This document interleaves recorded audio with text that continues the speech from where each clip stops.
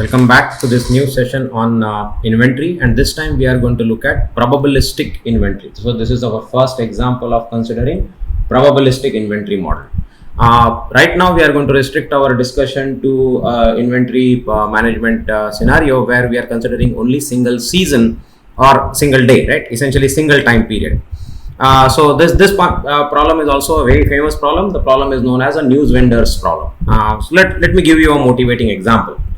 So since this is around the Diwali time, just around the clock, just around the corner, we have Diwali.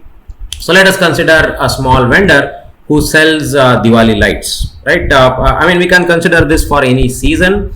Diwali is a selling season, so it's a religious festival, obviously. But let us consider the selling part of it.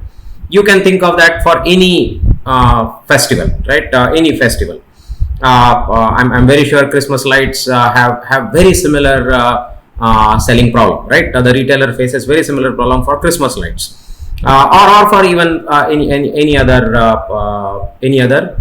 period where there is a short burst, right? A short burst of demand. So a vendor selling Diwali lights essentially faces a very unpredictable demand. We don't know how many Diwali lights will she be able to sell. Because there is so much competition, we don't know whether people are going to buy, how much they are going to buy. So demand is uncertain. We don't know for sure this is the exact quantity, and this is what is different from the previously considered EOQ model. The other differentiating factor for news vendor model is that the demand happens in very short bursts, right? Only in that period. So Christmas lights are sold most likely in that period of Christmas. Diwali lights are sold only in that period, right? Around Diwali. After Diwali, nobody is going to buy. Nobody is going to buy Diwali lights. Once the Christmas is over, the decorations, the tree decorations, nobody is going to buy. So so essentially, so there is also there is a problem that if I stock too much of Diwali lights and the Diwali is over, nobody is going to buy the Diwali lights. At the same time, if customer comes to me and the inventory is not available on the shelves, that's it. Customer is not going to come back to me. There is just too much of competition, too many vendors selling Diwali lights. So the same problem, right? Too less inventory, I will face shortages. Too much inventory, I will have excess goods in my inventory which cannot be sold after the Diwali is over, right? So that's why it's a very classic inventory optimization problem where I have to just get it right? Not too less, not too much, right? So that's why it's a typical trade-off, right? Too less inventory, I will have shortages. Too much inventory, nobody will buy. Nobody will be buying this product after Diwali. So therefore the decision about how much to order essentially has to be taken before the Diwali holiday season starts. Cannot be taken once the season has started, because the manufacturing time and so on will take a long time, and Diwali will be over. And if the order is received after Diwali is over, it's of no use. Therefore, all the planning has to be completed. The products have to be received by the vendor, by this retailer before the holiday season starts, right? So the Q order quantity is already decided and received by this retailer before the season, right? Before that particular day or that particular period. So and as I told you, any unsold inventory, right? If there are some Diwali lights which the retailer was not able to sell, right? The cost of carrying this inventory for the next Diwali is just too high, right? Therefore, storing these Diwali lights, unsold Diwali lights, right, is not attractive at all, right? So generally it is not done, and therefore what the retailers do, once the holiday season is over, and these are very specific holiday related products that the retailer is selling, after the holiday season is over, they are sold at a huge discount. So that the retailer does not incur storage cost, right? Because the storage cost is just too high. I have to store these Diwali lights for 1 year. Imagine if I have to rent a warehouse, I will have to rent it for 12 months. And in these 12 months, nobody is buying these products.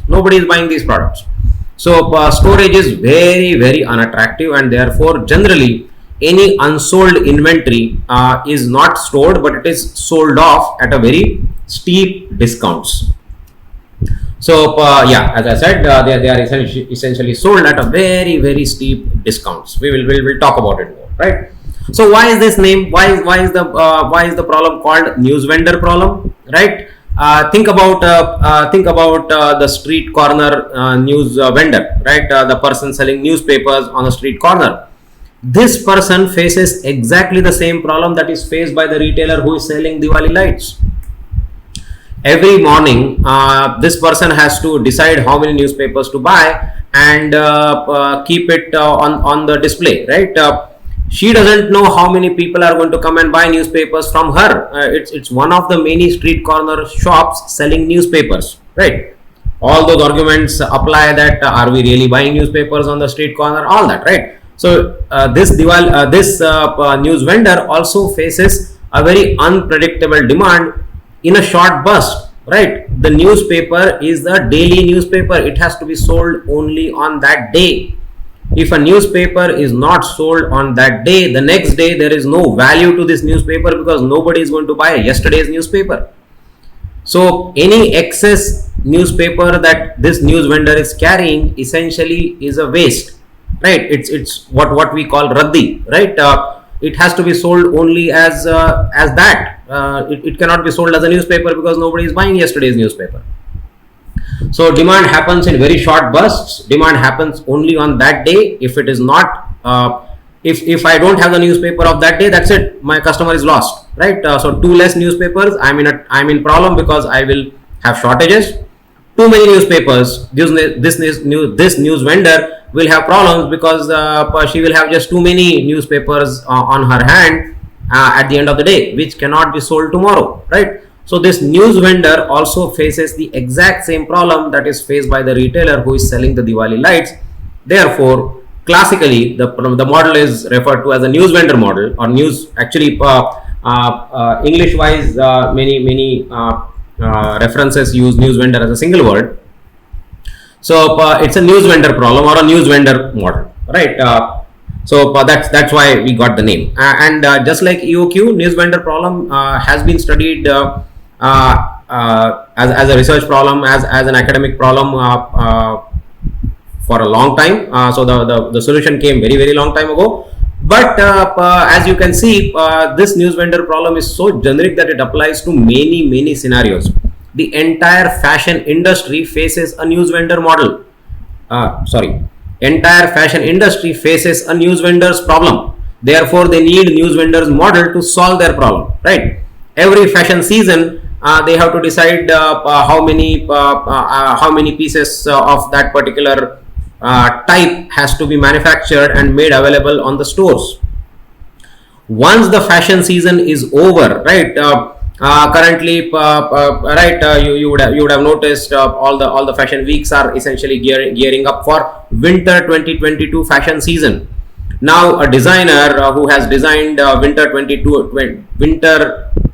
clothing for 2022 season has to make sure that the particular items of that particular fashion type are available in the stores before the winter season starts. And after the winter season is over, nobody is buying these winter clothes, right? Nobody wants to wear thick layers of clothing when nice spring season comes in, right? Entire fashion industry, you can say, faces a typical news vendor problem. So these problems are very generic, faced by a lot of retailers across the industries. All right, let's get into the detail, right? There are two pieces of information that is needed to solve this problem optimally. What are we trying to decide? We are trying to decide how many Diwali lights should this retailer keep in her store. We are trying to decide how many pieces of newspaper should this street corner vendor have on her display. So the decision variable is the order quantity, right? The order quantity, and the decision about order quantity has to be taken before the day starts, before the Diwali season starts, right? So two pieces of information are very important to obtain the optimal order quantity. One is the anticipated demand. Unfortunately, demand is known only as a probability distribution. and the second information is the cost, right? Cost of producing too much, cost of producing too little. Too little means shortage cost. Cost of producing too much means holding cost. Holding cost, we said we don't incur holding cost because we are not carrying the unsold inventory to the next period, because next period is only 1 year from today, right? So essentially cost of producing too much is essentially salvage cost, because any unsold inventory is going to be sold off as raddi, right? Is going to be sold off at a very steep discount. So these two data points are needed, some characteristics of the probabilistic demand and the cost structure, right? What are the assumptions of this model? The assumptions of this model are products are separable. Each Diwali light is a is separable. So it's very clearly identifiable product. Secondly, planning has to be done for a single period. I cannot decide how many Diwali lights I am going to sell next year. Next year is going to be a completely different season. So planning has to be done for current Diwali season. Planning has to be done by the news vendor for today, right? Tomorrow, who knows? There is a scandal that has broken out, and therefore the demand for newspaper will be too high. Who knows, right? So I cannot plan for next time period. I cannot. So the planning has to be done for this time period, and the order quantity has to be received before this period starts. Demand is obviously random. Demand only has probabilistic nature, right? And the deliveries of the product have to be made before the demand occurs. The demand happens in very short bursts. There is no production consumption period, right? Therefore, production and delivery has to happen before. Consumption has to happen afterwards. Okay. And we are right now assuming that the cost of shortages and cost of excess inventory are linear, which may or may not hold, but that's the assumption for now. We can tweak it later, but let us understand the basic model first. Okay. So let us quickly look at the mathematical notations that we are going to use. So X is going to be our demand, typically capital letters to indicate random variables. So demand is a random variable. That's something that we don't know about. However, we do know that this demand has a particular probability distribution. Let capital G of X be the CDF of the demand, right? We are assuming right now that capital G is continuous, so it doesn't matter. It applies to both discrete random variable as well as continuous random variables. Let small g of x be the PDF or the PMF, depending on whether the product is a discrete product or a continuous product. Small g of x, capital G of x, and x, they are typical notations that we use every time. Capital letters for indicating random variables, capital G to indicate CDF, small g to indicate PDF. Okay, let us also assume that I know a little more about, once I know the CDF, once I know the PDF, I should be able to calculate mean and standard deviation. So let us assume that the demand has a mean of mu and standard deviation of sigma, which can obviously be calculated once I know the PDF. So let CO be the cost of leftover items, right? Cost of leftover items, right? We could have called it CC, which is carrying cost, but really we are not carrying over, right? So it is the leftover cost. So I should have we could have called it CL, right? But CO, let us not confuse that with the ordering cost of EOQ. This CO is different. And the other cost that we have to consider is the cost of shortage, per unit cost of shortage and per unit cost of excess demand, excess inventory, right? So what is this? This is essentially our salvage cost. Salvage meaning any leftover inventory is going to be salvaged by selling at a steep discount, and cost of shortage is essentially the opportunity loss. I could have made some profit by selling the product to the customer, but I have shortages and therefore I cannot sell the product to the customer, and therefore I am going to incur shortage cost, which is essentially loss of profit. Okay, so and Q, which is our order quantity, and that's our decision variable. Obviously, this is what we are trying to calculate. All right. So let's get into the math. So let us do this. So let us say that I somehow decide Q. I somehow decide Q. That's the whole point. How I'm going to decide Q. That's the whole problem. But let us say that I have a value of Q. Now demand is X, right? Realized demand is X. Always realized values are small letters, random variables are capital letters. So let us say that the realized demand is X. Now if this Q is more than X, if this Q is more than X, therefore Q minus X is the excess inventory, right, which has to be sold as a salvage, and therefore I am going to incur a cost of leftover, right, the cost of salvage value. That's the cost I am going to incur. Or let us say that this Q is smaller than X. So X minus Q is actually the shortage then. X minus Q is the shortage, right? X minus Q will be positive in this case because Q is smaller than X. So the actual realized demand was X. I only had Q inventory in my store. Therefore, I was able to sell only Q quantity. I should have sold X quantity, but I didn't have enough inventory. So there was a shortage, and therefore X minus Q is the total shortage. X minus Q into CS will be the shortage cost, right? So this is the salvage cost, this is the shortage cost, and the addition of that will be the total cost. But either I incur the leftover cost or I incur the shortage cost. I don't incur both the costs at the same time. When will I incur salvage cost? I will incur a salvage cost when my demand is the random variable, right? Demand is the random variable. So g of x dx goes from 0 to q.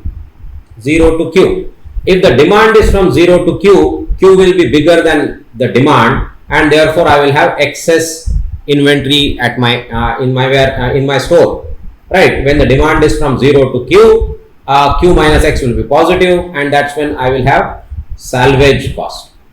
Now when the demand is from q to infinity, x will be bigger than q, therefore x minus q will be the shortage, right? And therefore cs into x minus q g of x dx will be the total the expected shortage cost. This is the expected salvage cost, and that is the total cost equation. Now this total cost equation has to be minimized, and I should find q such that the total cost is minimized. Idea is still going to be the same. Take the partial derivative with respect to q, set it equal to 0. You will get your equation for q. Let us do that. So as I said earlier, when the demand is from 0 to q, q minus x will be positive, and therefore I will incur salvage cost. So for q minus x g of x dx will be the expected salvage cost. When the demand x is from q to infinity, x minus q will be bigger, and therefore I will have shortages, and x minus q g of x gx dx integral multiplied by cs will be the expected shortage cost, right? Now to minimize the total cost, we should choose q such that let us assume that I have taken this partial derivative, set it equal to 0. Turns out that this is the expression for finding the q star. This is the expression to find q star. What was g function? What was capital G? Capital G was the CDF. CDF means how should I place the order?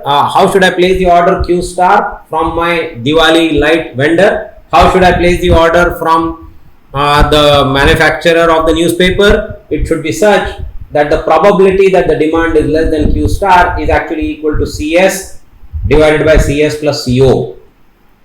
This is called critical ratio.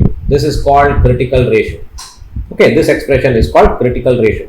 So the G of q star should be such that G of q star is actually equal to CS divided by CS plus CO. CS is the shortage cost, CO is the salvage cost, right? That is one of the reasons that we did not use a different notation for CO, because salvage cost also would have been CS, shortage cost also would have been CS, right? C subscript S. Therefore, anyway, it would have been confusing. Just note that this CO is not the ordering cost, the notation that we had used in EOQ model. Okay, so so this is how the expression for the optimal q star is obtained.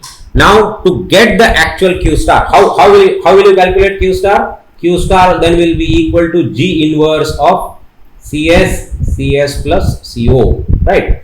Where G is the CDF function and the inverse of CDF function. So G inverse, right? CDF inverse will give you the Q star. GDF inverse will give you the Q star. Therefore, to calculate Q star, you must have complete characterization of the demand. You should know the CDF function, you should know the PDF function, right? Once you have PDF, CDF, you should be able to calculate mean and standard deviation and everything, right? So that is how you calculate the optimal order quantity when you are deciding for a single season. The season could be one day, as in the case of news vendor. Single season could be multiple days, as in the case of a retailer selling Diwali or Christmas lights, right? Or any such fashion. We took the example of fashion industry also.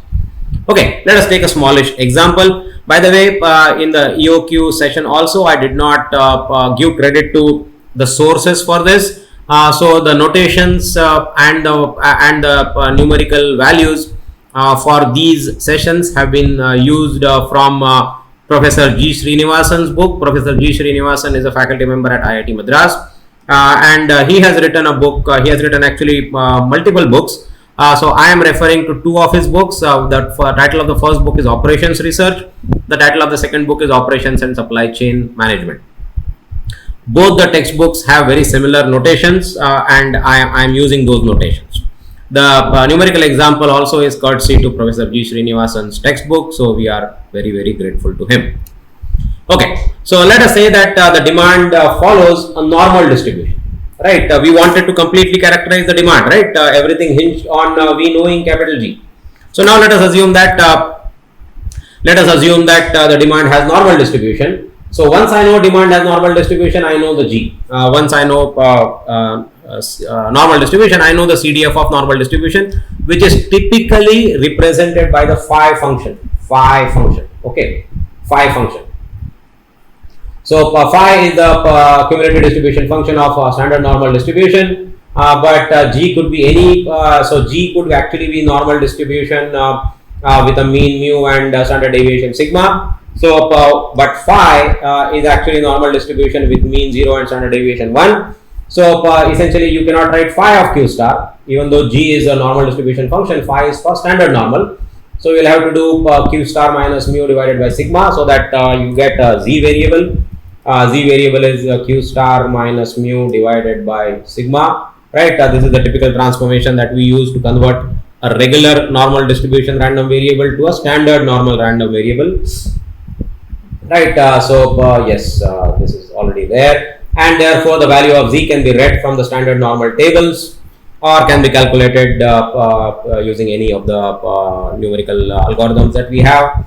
Right, this G of Q star is actually equal to the critical ratio, and therefore Q star minus mu minus sigma is essentially phi inverse, right, and therefore Q star can now be calculated as mu minus Z sigma, where Z is such that phi of Z is this value. Phi of Z is this value, where phi of Z can be read from a standard normal table. Okay, so standard normal table or any standard normal numerical algorithm. You will have to use numerical algorithm to calculate normal probabilities because of the weird CDF it has, or the weird PDF it has. Okay, so this is a special case where the demand follows a normal distribution, where the G gets transformed into phi function. Phi is a standard normal CDF, and essentially it becomes calculating Z. Z is the standard normal random variable for that particular critical ratio, right? Okay, let's take a numerical example. Okay, so let us say that Diwali lights essentially cost 1 rupees to make, and they are sold for 2 rupees, which means that the profit is 2 minus 1, right? It is sold for 2 rupees, the retailer buys it for 1 rupees, right?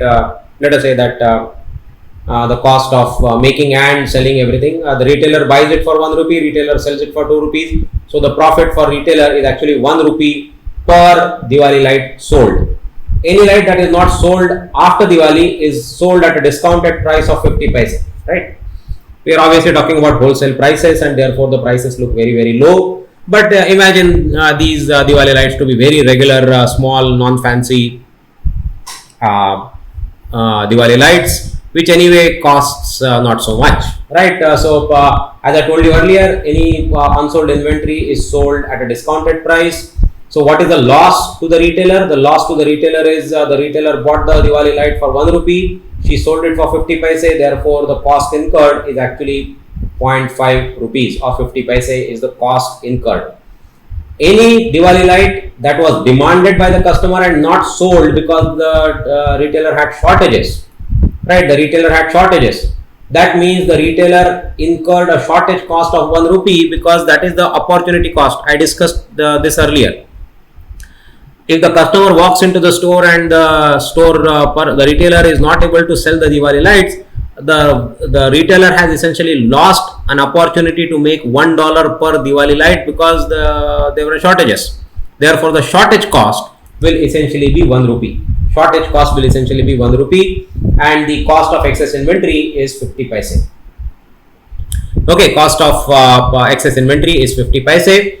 Let us assume that the demand is normally distributed with a mean of 10,000 units and a standard deviation of 1,000 units, right? Typically, those are the volumes, and therefore the wholesale prices and the retail prices are that low, right?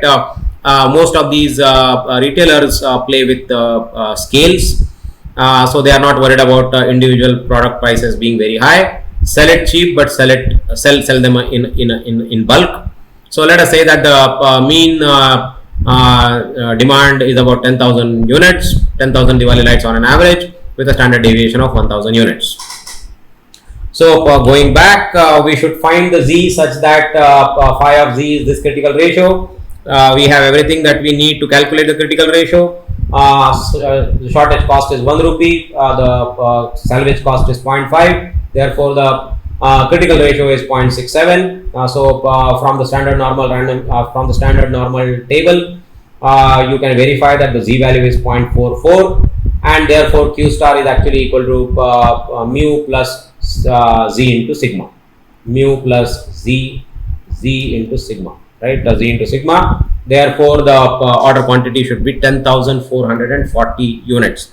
Little more than the mean, but not so much, right? Not so much. One standard deviation itself would have taken our order quantity to 11,000, but we are not ordering 11,000. We are ordering only 10,440. 10,440, right? Because there is significant salvage cost. If the salvage cost was lesser, okay, if the salvage cost was lesser, our order quantity would have gone up. Okay, right? If the salvage cost was lesser, right? If the salvage cost on the other hand was more, it would have reduced our order quantity even further. Okay, same is the case for shortage cost. If the shortages are going to cost us more, it would force us to buy more, because you can't really afford shortages if the shortage cost is too high. Since you can't afford shortages, you will end up buying more. If the shortage cost is less, you will end up buying less. Okay, all right. So that's a small numerical example. That is how the news vendor model helps us calculate the order quantity. Remember, this is an order quantity for a single season or a single time period, single day for a news vendor. Okay, what are the insights that you can draw? Essentially, two insights we can draw. When the demand is uncertain, right? The order quantity depends on the distribution of the demand as well as the cost of overproduction, cost of underproduction, right? When the demand is normally distributed, this is particularly the case where we are considering demand to be normally distributed. You will realize that it depends a lot on the standard deviation, right? Increasing the sigma will increase the production quantity if the critical ratio is more than 0.5. It will actually reduce the order quantity if the critical ratio is less than 0.5.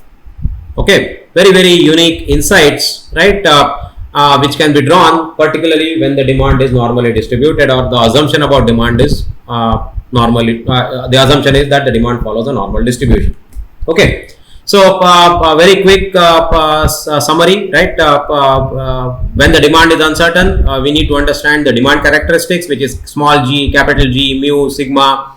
We also have to consider how much is it going to cost me if I stock too much, which is overstocking, cost of overstocking.